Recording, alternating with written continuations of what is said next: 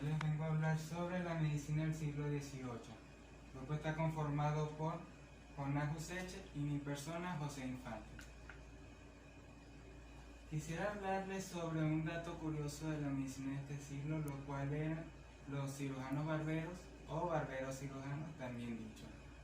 Como el nombre lo indica, eran barberos que a medio tiempo se dedicaban a realizar cirugías de patologías menores, tales como eran heridas, extracciones dentales, fracturas, úlceras, cataratas, cálculos y hernias.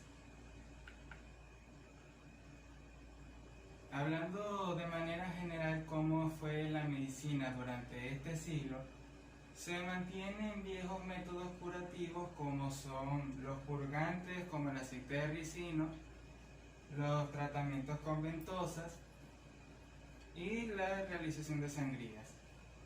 También se avanza en materia de anatomía y filosofía.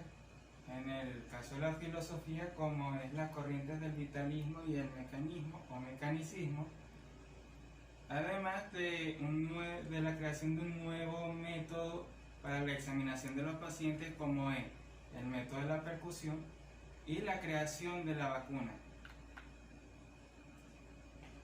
Ahora, el filósofo Godofredo Leibniz, además de filósofo, él fue un historiador, fue político, jurista y un viajero pedagogo. Él desarrolló el cálculo diferencial e introdujo a la matemática los términos como son la función, las coordenadas y algoritmo. Y en materia de filosofía médica, él defendió el vitalismo y lo definió como una fuerza la cual gobierna a todos los organismos vivos. Ahora, en otro orden de ideas, continuaremos hablando sobre el vitalismo. Esta corriente filosófica se basaba en una teoría, la cual era que la fuerza o la actividad vital se debía a factores inmateriales que se encontraban en todos los organismos vivos. Estos factores eran fisioquímicos y biológicos. Podemos observar aquí a sus tres más grandes representantes, de los cuales hablaremos a continuación. Continuando, tenemos a George Stern, cuyo vitalismo se basó en que todos los organismos vivos tenemos un alma dentro de nosotros y a la hora de la muerte esta se desprende.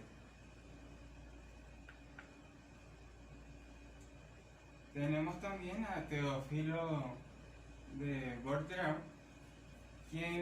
cuyo vitalismo fue definido de la siguiente manera: que hay ciertos organismos, ciertos órganos en el cuerpo, los cuales segregaban sustancias que eran determinantes del estado de salud. Dichos órganos son el cerebro, el corazón y el estómago. Encontramos también a Paul Barthes, cuyo vitalismo lo definió en su libro de los nuevos elementos de las ciencias del hombre. Su vitalismo se basaba en que los órganos tienen la capacidad de recuperar su posición, y si la pierden a la hora de una enfermedad, estos muestran la tendencia a curarse. Ahora, continuando en otro orden de ideas, hablaremos sobre el mecanicismo o mecanismo, cuál fue otra corriente filosófica que hubo durante este siglo. Sus representantes más importantes fueron Hodgman y Lamitre.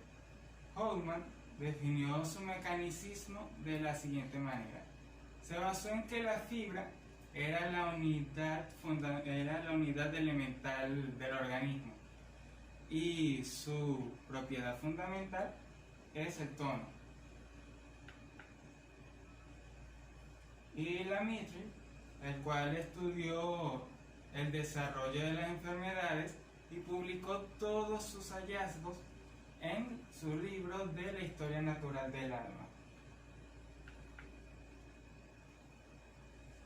A continuación, como había dicho al comienzo, encontramos el nuevo método para la examinación de los pacientes, el cual se llamó método de la percusión, creado por Leopoldo Amberg, quien observó que al dar pequeños golpes leves en el tórax podía instruirse en las cualidades de sus tejidos, además de que este método era utilizado también para detectar anomalías en los pulmones.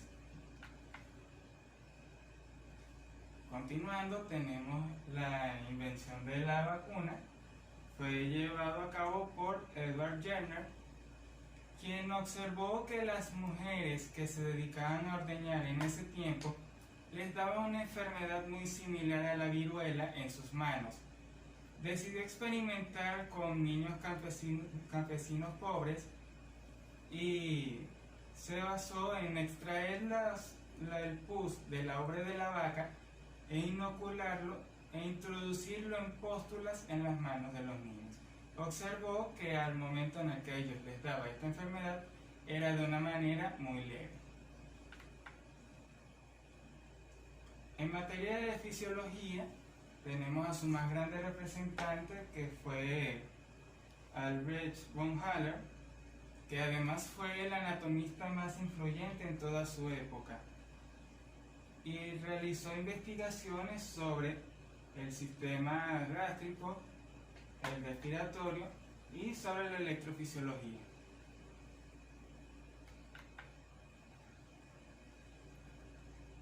Ya mencionado esto, continuamos con los representantes más importantes del sistema gástrico, quienes fueron René Deraunier, quien realizó investigaciones sobre la digestión gástrica, y Alaso de Falsani, quien realizó experimentos para ver cuál era la función de los jugos gástricos o de los líquidos gástricos a la hora de entrar en contacto con los alimentos.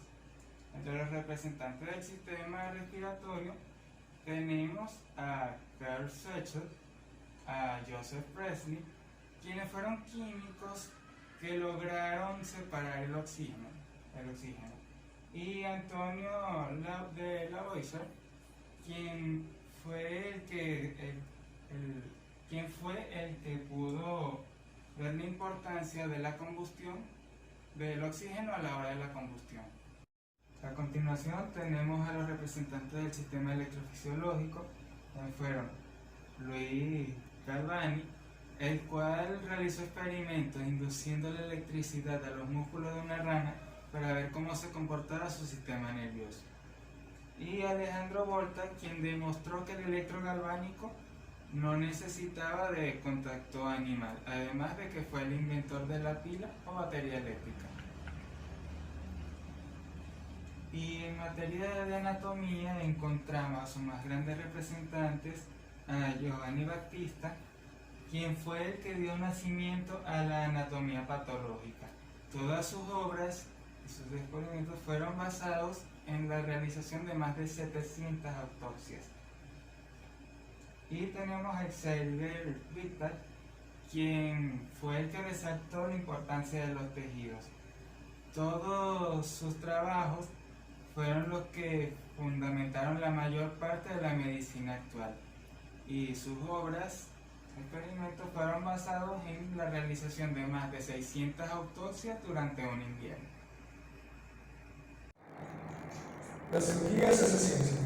John Hunter fue un científico y cirujano empírico práctico que en el siglo XVIII creó la base mundial entre la medicina y la cirugía a través de sus distintos estudios sobre la inflamación, la cicatrización de los tejidos, la consolidación de las fracturas y sobre la ligadura arterial. Desarrollo de la cardiología.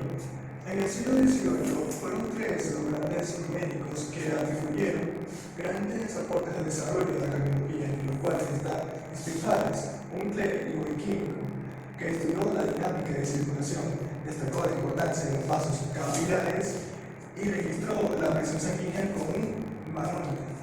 También está William Whitney, un médico que aparte de eso era botánico y en 1785 empleó sus conocimientos de botánica utilizando la Vitalis purpúrea, una hierba popular, para tratar los edemas de origen cardíacos. También está William Earle, un doctor de medicina, que describió la esternocardia como una sensación de pesadez con dolor en la parte central del pecho. Surgimiento de la psiquiatría moderna. Philip Piner, médico francés, dedicado al estudio y tratamiento de las enfermedades mentales, fue un precursor de la formulación de la reglamentación psiquiátrica, debido a que demostró la importancia de la relación con el medio ambiente familiar, también la relación con los otros enfermos, el desencadenamiento, la perseverancia y el agravamiento de la enfermedad mental.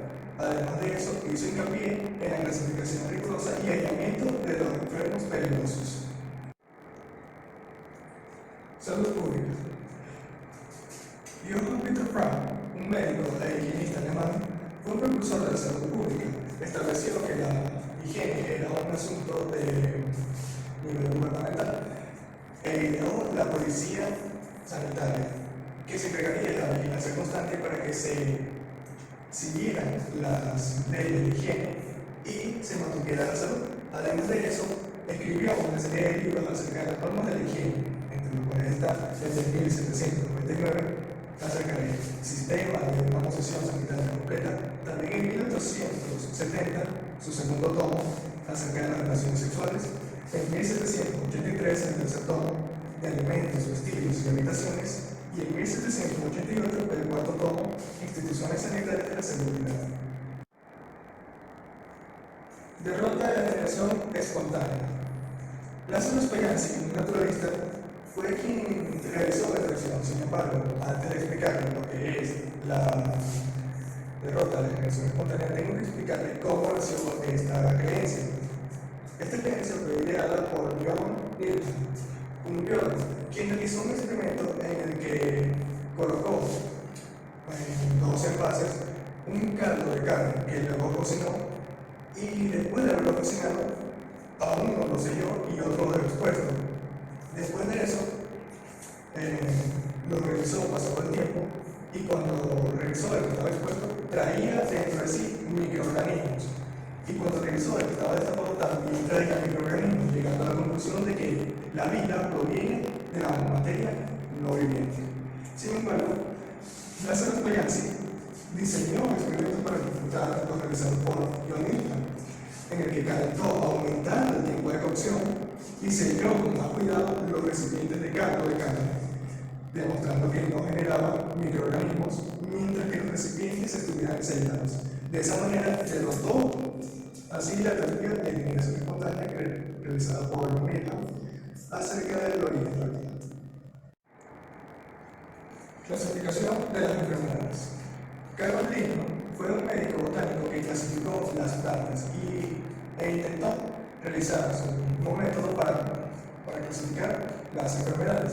Por otra parte, en este mismo tiempo, Moise de Sauer fue un médico y también botánico que, inspirado en el trabajo de los botánicos, diferenció 2.700 enfermedades y las agrupó según su especie, órdenes y familias. Pseudociencias. En el siglo XVIII se presentaron unas pseudociencias de las cuales voy a describirles dos. Sin embargo, antes de decírselas, tengo que explicarles qué es pseudociencia. La pseudociencia se presenta como una ciencia, sin embargo, esta no aplica los métodos científicos. Entre las pseudociencias del siglo XVIII está la de Franz Joseph Gall, quien creó el estudio de las protuberancias del cráneo para asociarlas a las funciones afectivas o intelectuales. Mientras que Johann Caspar Laocker estudió los rasgos faciales y lo relacionó con el carácter y la actividad mental. Un gran instructor clínico. Hermann Borger fue un botánico, humanista y médico neerlandés. Tenía un carácter único en la historia de la ciencia. Aunque realizó estos descubrimientos, tuvo una inmensa influencia en tres ramas del saber: la botánica, medicina y química. con sus magníficas lecciones de la medicina. Fue el centro de la Universidad de Leiden. Por último, he de mencionarles otros destacados médicos, como Matthew Wiley, Antonius de D.E., Gerard van Sweden, Gaspar Friedrich Wolff, Percy Bacon, Caleb Kilpatrick, William Cullen, Igor Hartwig de Rice Forest.